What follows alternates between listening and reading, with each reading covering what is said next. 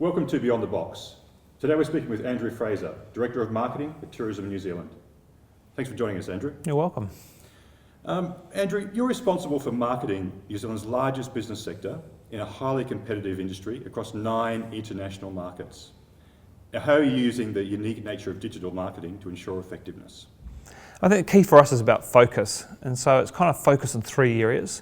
First of all, being really clear on who you're targeting. So the great thing about digital is you can get really honed in on a target. So for us at Tourism New Zealand, it's about those that are actively considering New Zealand as a holiday. So it's in their top 5 choice, and they're trying to decide where they're going to next. The second focus point is around the message. So what is New Zealand offer that is really unique versus all these other destinations that they are choosing from? And we spent the last year really honing that message down to the idea of everything close and what we offer as a destination. The third thing is what you actually want them to do. So how are you going to overcome barriers? What are the barriers to them coming and visiting us as a destination? And our research tells us around the fact they want to know more about how easy it is to get around and what else is there to see and do. And so when you get really clear on who you're targeting, what you offer that's different, and what you need to do in terms of your communication objectives and their behaviour, I think that's where digital really starts to come into its own. And then you can test and learn. So you can learn quite quickly what's working, what's not working, and what's resonating with your potential visitor or your target. And is there anything you're testing right now that could be of interest to marketers? Sure. I mean, we've got global partnerships we've set up direct with Google and Facebook, and we run 6-month testing programs with them. We're testing everything from creative through to flighting strategies, through to even looking through to migration. I mean, one thing is tourism body, we don't convert a sale, but ultimately they arrive. And with platforms such as Facebook, they can geolocate, so we can actually tell, if we place an ad, do they ultimately arrive? Through to, we can look at frequency now. So you think about old offline worlds, frequency was a big conversation. Now with the new digital world and single consumer log-on, suddenly you can look at frequency again, look at efficiency. So I think digital is opening up a whole raft of these new platforms that we can really start to experiment as marketers, and really what half of our marketing is really being impactful. But of course, I suppose Tourism New Zealand's global brand strategy is to go beyond a single channel. So how's the strategy working to sell an experience rather than a product?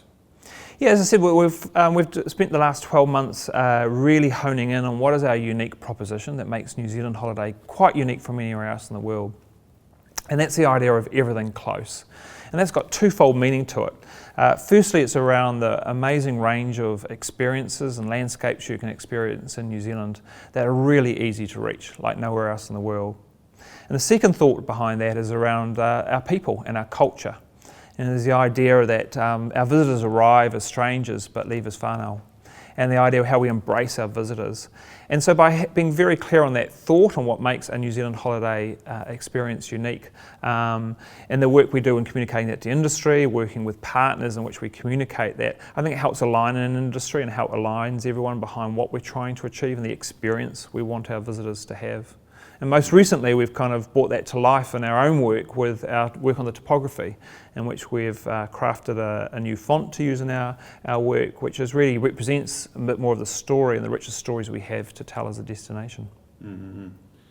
And I suppose you've actually gained from a lot of partnerships that are happening in the country. Like, for example, the movie industry is one of them, and overseas sporting access is another. But is there a risk of marketing becoming too narrowly focused? And I suppose you could look at it as being cliched in a sense. You don't want sort of the old things being continually rehashed.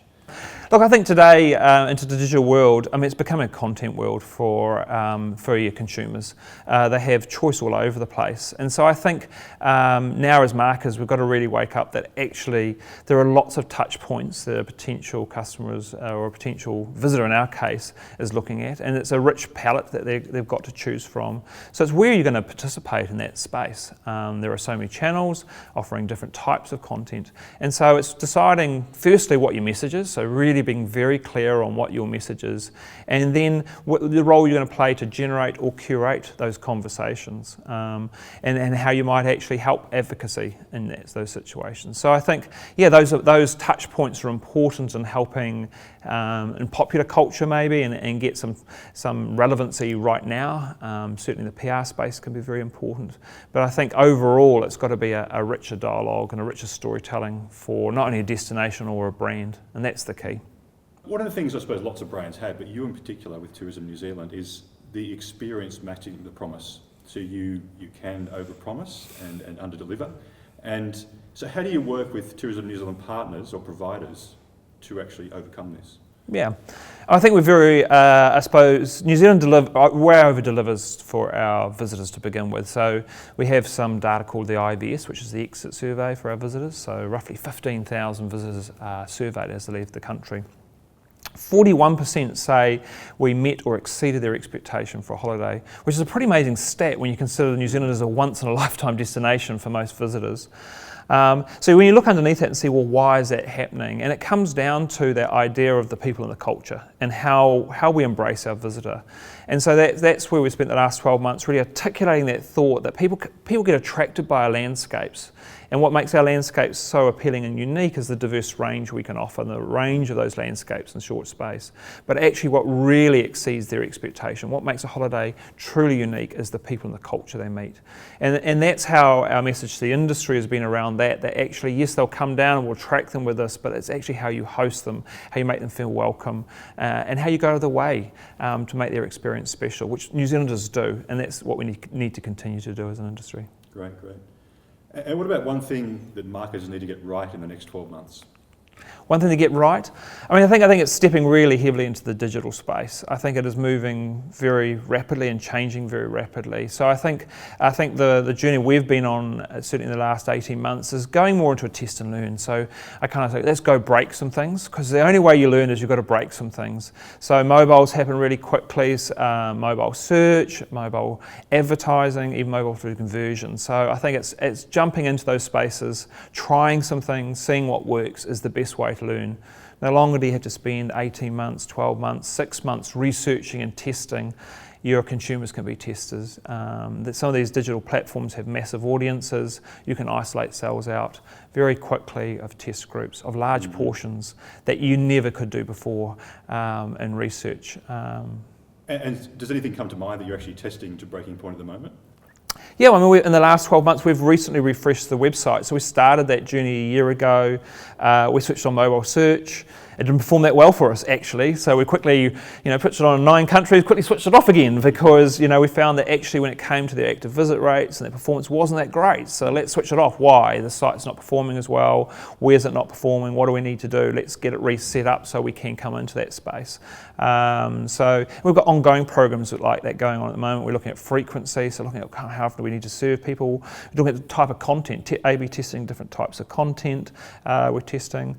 Again, and we're live when we run a campaign. Obviously, we're constantly optimising where we land people.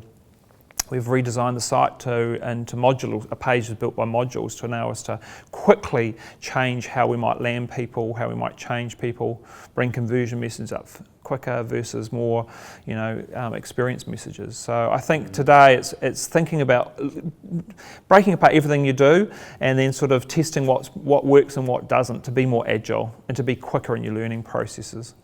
So how do you manage the risk to the brand when you're learning and testing new content? Yeah, often that risk comes around the message, and I think one of the strategies to cut through and be testing is often around what's topical, and that can lead to controversy. So you can be trying to cut through in that space, and so you might take a controversial position. I think that's all right where it relates to your brand. So you need to start with a brand rather than trying to be a newsroom and trying to generate news. So if it's true to your brand, then that's the key. And then, therefore, it's not about reputation risk because it's about what your brand's about. I think where brands get mislaid is where they're trying to be newsworthy and trying to cut through and therefore courting controversy. And that's where I think it goes astray. So they think about looking at your social platforms such as Instagram or Facebook, and you can start to see what conversations are going there on your brand, or what your fans are actually sharing. That'll tell you the kind of things that they want to be talking about in relation to your brand. And often that's where you should start, rather than just trying to be newsworthy. What about some final words of wisdom? So something that, I suppose in digital, the marketers need to keep pace with what's going on. So what things do they need to do? Yeah, I think my learning is the same principles apply. People ultimately, consumers are still the same. They're still motivated. You think about the old day TV. You walk out and make a cup of tea, unless it was a compelling ad, unless it was speaking to something you're interested in. The same principles apply. So it's always about being really clear on what makes you unique, whether it be a destination or a product, and then being the best champion of that in terms of curating, whether generating or facilitating those conversations. I think you've got to start with there. And then it just comes back down to some good old disciplines of thinking, and then going out and trying some things, being innovative in that. Isolating those tests and go out and try, but being very clear what you stand for. If you're not clear on that, you've got nothing to start with. Be very clear on who you're talking to, and then I think you're away from there. Great. Well, thanks, Andrew, very much for those insights. That's right. Great.